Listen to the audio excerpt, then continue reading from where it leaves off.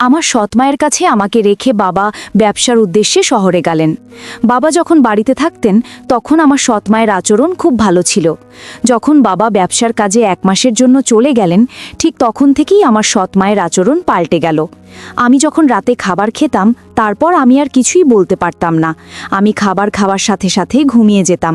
এরকম আমার এর আগে কখনো হয়নি। আমি যখনই রাতে খাবার খেতাম, ঠিক তখনই আমি অজ্ঞান হবার মতো পড়ে থাকতাম। আমি সকালে উঠে আমার সৎমাকে জিজ্ঞেস করলে তিনি বলতেন, এ বয়সে একটু বেশি ঘুম হবেই। কিন্তু হঠাৎ করেই আমি জানতে পারলাম আমি মা হতে চলেছি। সেই খবরটা শোনার পর আমার আত্মা কেঁপে উঠল। এটা কি করে সম্ভব? আমি তো কিছুই বুঝতে পারছি না। কিন্তু আমি যখন জানলাম আমি কিভাবে মা হতে চলেছি, আর সেটা আমি কোনোভাবেই মেনে নিতে পারছিলাম না। তাহলে আসল ঘটনাটি বলি। আমি যে জায়গায় থাকতাম সেখানে কোনো পুরুষ থাকতো না, আর না আমার কোনো আত্মীয় স্বজন থাকতো। তারপরেও একদিন আমি জানতে পারলাম যে আমি মা হতে চলেছি। এটা শুনে আমার দম বন্ধ হয়ে আসছিল, কিন্তু আমি বুঝতে পারলাম না যে এটা কি করে সম্ভব হলো। কিন্তু আমি কিভাবে মা হলাম সেটা জানার জন্য আমি ব্যাকুল হয়ে উঠলাম। আমার নাম ঝুমা। আমি আমার নামের মতোই সরল ছিলাম, কিন্তু আমার এই সরলতার অস্তিত্বের জন্য আমি অনেক বড় শাস্তি পেয়েছিলাম। সমস্যায় ভরে উঠল আমার জীবন, আর আমি বুঝতেও পারিনি। আমি বোকা ছিলাম, যার উপর দিনরাত অত্যাচার হতো, কিন্তু সেটা আন্দাজও করতে পারিনি। আমি যখন 12 বছর বয়সী ছিলাম, আমার মায়ের একটা অদ্ভুত রোগ হয়। হঠাৎ করেই তার অর্ধেক শরীর কাজ করা বন্ধ করে দিয়েছিল। মা দেখতে দেখতেই হঠাৎ বিছানায় পড়ে গেল। এরকম অবস্থায় আমাদের সাহায্য করার জন্য আমার মায়ের সৎ বোন রাজি হয়েছিল। সেই মায়ের খেয়াল রাখত আর ঘর সামলে রাখত। আমার বাবা শহরের ধনী ব্যক্তিদের একজন ছিলেন, কিন্তু তিনি তার প্রচুর অর্থ খরচ করেও আমার মায়ের চিকিৎসা করে তাকে সুস্থ করতে পারেননি। আমার মা 2 বছর অসুস্থ থাকার পর এই পৃথিবী ছেড়ে চলে গেছেন। ফলে বাবার খুব মন খারাপ হয়ে থাকতো। এখন আমাদের বাড়িতে মাসির থাকাটা খুব জরুরি হয়ে গিয়েছিল, তাই এই সমাজকে চুপ করাতে আমার বাবা শাহানা মাসিকে বিয়ে করে নিলেন। শাহানা প্রথমেই বিয়ে করলেও তার শ্বশুরবাড়ির লোকজন তাকে ব্যভিচারের অভিযোগ এনে বাড়ি থেকে বের করে দেয়। এভাবে তিনিও আশ্রয় পান। তিনি একজন ভালো মহিলা ছিলেন। 3 বছর ধরে তিনি আমার মায়ের অনেক যত্ন নিয়েছেন। আমার সমস্ত কাজগুলো মাসিমা করে দিত। এখন বড় হয়েছি, নিজের কাজ নিজে করে থাকি। যাওয়ার আগে মা বাবাকে বলেছিল আমার ভালোভাবে যত্ন নিতে, যদিও আমার বাবা সবসময় আমাকে অনেক স্নেহ করতেন। কিন্তু আমার মা চলে যাওয়ার পর তার জীবন যেন আমার মধ্যে আটকে যায়। সে বারবার শাহানাকে বলতো আমার খুব খেয়াল রাখতে। দিনে অনেকবার বাবা জিজ্ঞেস করতেন সময় মতো খাবার খেয়েছে কিনা, ড্রাইভার কি আমার সময় মতো স্কুল থেকে বাড়ি নিয়ে এসেছে। একদিন আমার বাবাকে একটা গুরুত্বপূর্ণ কাজের জন্য কয়েকদিনের জন্য বাইরে যেতে হয়েছিল, এবং তিনি খুব চিন্তিত ছিলেন। এবং তিনি শাহানাকে বিশ্বাস করেছিলেন, কারণ তিনি কঠিন সময়ে আমাদের সমর্থন করেছিলেন, যখন কিনা আমাদের অনেক আত্মীয় আমাদের ছেড়ে চলে গিয়েছিলেন। বাবা সহজভাবে একদিন বললেন, আমার মেয়ে আমার সব কিছু। আমি যা আয় করছি সবই আমার মেয়ের। আমি আর কাজকর্ম করতে চাই না। আমি এই শেষ কাজটা করতে যাচ্ছি। এই কাজটি আমাকে এত সম্পদ দেবে যে আমি সারা জীবন বসে বসে খেতে পারবো। তারপর আমি আমার সমস্ত সম্পদ আমার মেয়েকে দেব এবং তার বিয়ে দিয়ে দেব। আমার জামাই আমার সাথে থাকবে। আমি শুধু আমার স্মৃতিতে আমার শেষ জীবন কাটাতে চাই। আমি তোমাকে আশ্রয় দিয়েছি, এটা তোমার বাড়ি, তোমার কোনো কিছুরই অভাব হবে না। শাহানা আমার বাবাকে বলল, কি বলছো তুমি? আমি অনেক ভাগ্যবান যে তুমি আমাকে তোমার বউ মেনে নিয়েছো। আমিও সারা জীবন ঝুমার মা হয়েই কাটাতে চাই। আমি তার মাকে কথা দিয়েছিলাম যে আমি সবসময় তার যত্ন নেব। তিনি আমার আসল বোন ছিলেন না, তবে বোনের চেয়েও বেশি ছিলেন। আমি তার কাছে আমার প্রতিশ্রুতি পূরণ করতে চাই, এবং এটাই আমার জীবনের লক্ষ্য। আমার বাবা বললেন, আমি নিশ্চয়ই জীবনে অনেক কিছু পূর্ণ করেছি যে আমি তোমার মতো একজন ভালো মহিলা পেয়েছি। 1 বছর পর গ্রামের বাইরে যাচ্ছি, আমার মেয়েকে তোমার কাছে ভরসা রেখে ওর খেয়াল রেখো। আমি তার জন্য একটা সম্বন্ধ দেখেছি। ছেলেটি আমার বন্ধুর ছেলে। তার সাথে ঝুমার বিয়ে দেব এবং আমার সমস্ত সম্পদ তাদের দুজনের নামে করে দেব। বয়স যখন 16 বছর, তখন আমার বাবা আমাকে শাহানার কাছে রেখে যান। বাবা বললেন তিনি তাড়াতাড়ি ফিরে আসবেন। কিন্তু যেদিন বাবা এই গ্রাম ছেড়েছেন, সেদিন থেকে শাহানার মনোভাব কিছুটা বদলে গেল। সেই রাতে সে আমার জন্য রান্না করেনি। আজকে রান্না করেনি কেন জিজ্ঞেস করলে সে বলল, আমার শরীর খারাপ, ফ্রিজে যা পড়ে আছে তাই খাও। একদিন ছুটি দেওয়া উচিত, তা অন্তত আমি বুঝতে পারতাম। তাই আশেপাশে যা ছিল তা খেয়ে ঘুমিয়ে পড়লাম। রাতে আমার বাড়িতে কিছু নড়াচড়া শব্দ শুনতে পেলাম। আমার ঘুম খুব কাঁচা ছিল। আমি জেগে উঠলাম। আমি দেখলাম সাহানা মাসি দরজা বন্ধ করছে। আমি তার দিকে তাকালাম এবং সে কিছুটা ঘাবড়ে গেল। আমি জিজ্ঞেস করলাম, কেউ এসেছে? সে বলতে লাগলো, না, আমি দরজা বন্ধ করতে ভুলে গেছিলাম, সেজন্য সে দরজা বন্ধ করতে এসেছিল। আমি আমার ঘরে ফিরে এলাম। পরের দিন স্কুলে গিয়ে জানতে পারলাম শহরে কিছু রোগ ছড়িয়ে পড়ায় স্কুল থেকে ছুটি দিয়ে দিচ্ছি। আমি খুব খুশি হয়ে উঠলাম যে এখন আর স্কুলে যেতে হবে না, সারাদিন ঘরেই থাকব। যাই হোক, আমার বাড়িটা এমন ছিল যে বাড়ি ফিরতে একটা জিনিস খেয়াল করলাম যে আমাদের বাড়িতে অতিবয়স্ক পাহারাদার মদন কাকু আজ গেটে উপস্থিত নেই। গেটে অন্য প্রহরীকে জিজ্ঞেস করলাম, কাকু কোথায়? সে বলল কয়েকদিনের ছুটিতে গ্রামে গেছে। আমি অবাক হয়েছিলাম যে আজ পর্যন্ত 20 বছরে একটাও ছুটি নেননি। সকালে ছেলেমেয়েদের বিয়েতে গেলেও রাতে ফিরে আসতেন। কয়েকদিনের ছুটিতে কিভাবে গেলেন? মনে হয় এটি কোনো বড় ব্যাপার ছিল। যাই হোক, আমি আমার বাড়ি ফিরলাম। রাতে সাহানা মাসিকে আমার জন্য আমার পছন্দের খাবার রান্না করেছিল এবং গতকাল সে আমার জন্য রান্না করেনি বলে আমার কাছে ক্ষমাও চেয়েছিল।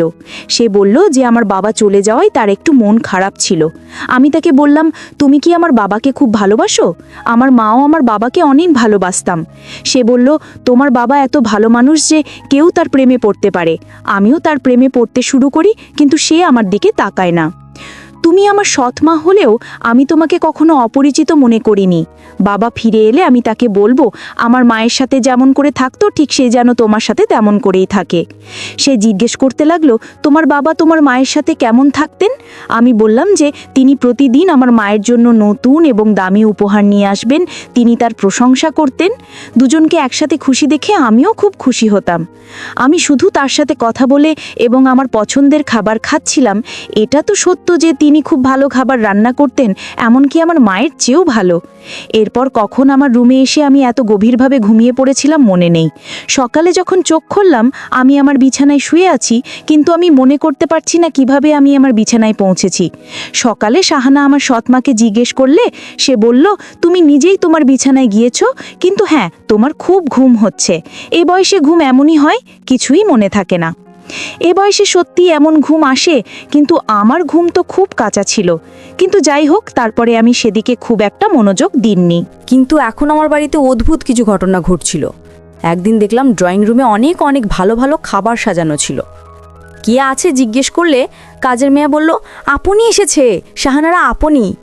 তো আমারও আপনি সমান। তাই আমি ড্রয়িং রুমে গেলাম, আর সেখানে গিয়ে আমার সামনের দৃশ্য দেখে আমিও অবাক হয়ে গেলাম। ওখানে কোনো অতিথি ছিল না, কিন্তু দুজন লোক বসেছিল যারা দেখতে বড় লোক, কিন্তু কিছুটা বিপজ্জনক বটে।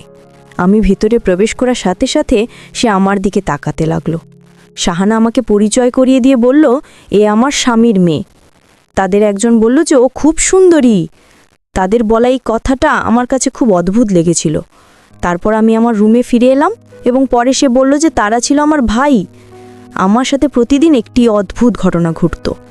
আমি যখন সকালে ঘুম থেকে উঠতাম তখন মনে হতো যে আমি খুব ক্লান্ত, এবং রাতে আমার ঘুম এমন হতো যে আমি অজ্ঞান হয়ে পড়তাম। আজকাল আমার কিছুই মনে থাকে না যে আমি কখন আসছি বা কখন আমার ঘরে আসি।